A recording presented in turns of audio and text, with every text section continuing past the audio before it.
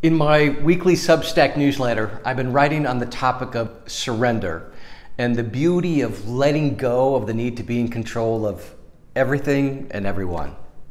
And yes, I'm still in process, but holy moly, it's going great so far.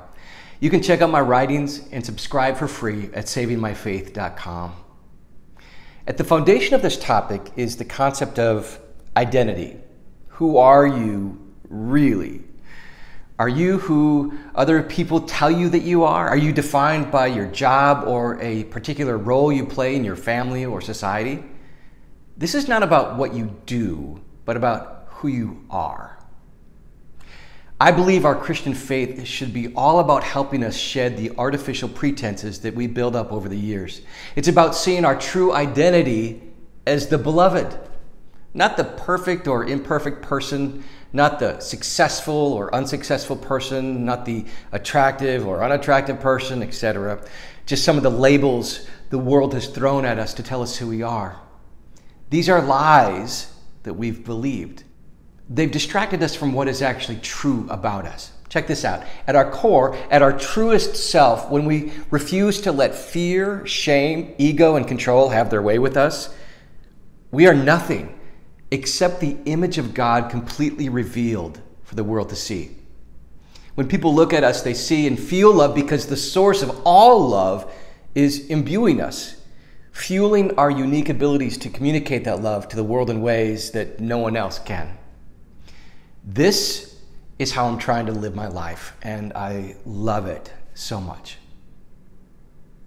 Imagine you're remodeling your house. You start tearing up the horrible green shag carpet in your living room only to discover gorgeous original hardwood floors that were merely inches below. The hardwood was covered by something that someone in time decided was of greater value, only to be removed later, allowing the floor's true essence, its true beauty, to shine through. I believe my Christianity should be about removing the ugly, stained shag carpet from my life so my true essence, the image of God, can be seen. This is what I'm trying to keep doing and want to help you do as well. We are ripping off the layers that have been covering up our true essence. Instead of complaining about the stained, worn-out shag carpet in our lives, we are choosing to remove it to get back to the way we were intended to be. Another analogy I like to use is that of us being beautiful boats, skillfully made for smooth sailing in any kind of waters. The boat was made perfectly by the best craftsman the universe has ever known. Over time, life has put a gross amount of barnacles on the sides of our boat. Not only do they look disgusting, but some of these barnacles have grown so large that they now affect how smoothly our boat gets through the water. These barnacles are affecting the water volume getting to the engine and in through its cooling system, leading to an engine that runs way too hot at high RPM. Many of us have been wondering why our life feels like nothing but chaos, no matter how hard we paddle, no matter how much we shine the brass or deck out the cabin.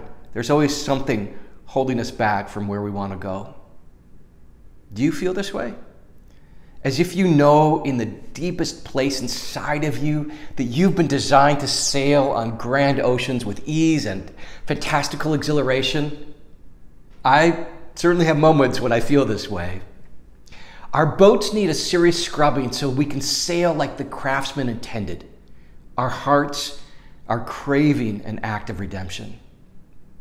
We are starting to figure out that we've been wasting too much of our energy on the wrong things, focusing on making everything on the outside look awesome, all the while we're deathly afraid that someone might look in our closets or under the beds and see where we've shoved everything.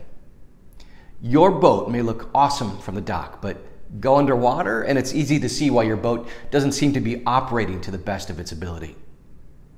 Our identity and self-worth can't come from how our boat looks from the dock, no matter how impressive our life might look to others or even to ourselves.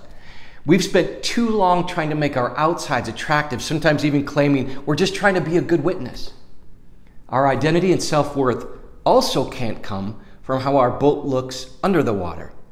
We can't judge ourselves by the amount of barnacles and gunk we've acquired over the years, the messes we've made, the destruction we've caused, or even the bad things others have done to us.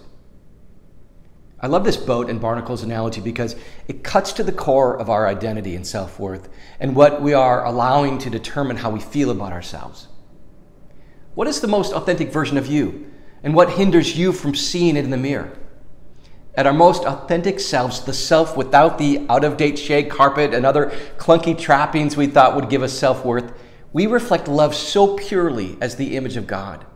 We become great beacons of light, love, hope, grace, forgiveness, unity, and wholeness.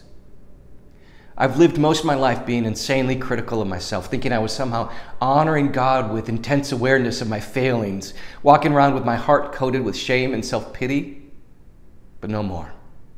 We have to get our identity from how creative and incredibly unique our boat was originally made. This is our baseline.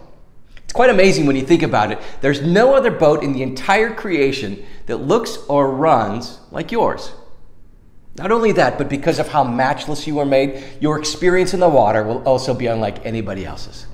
Sail on, friend.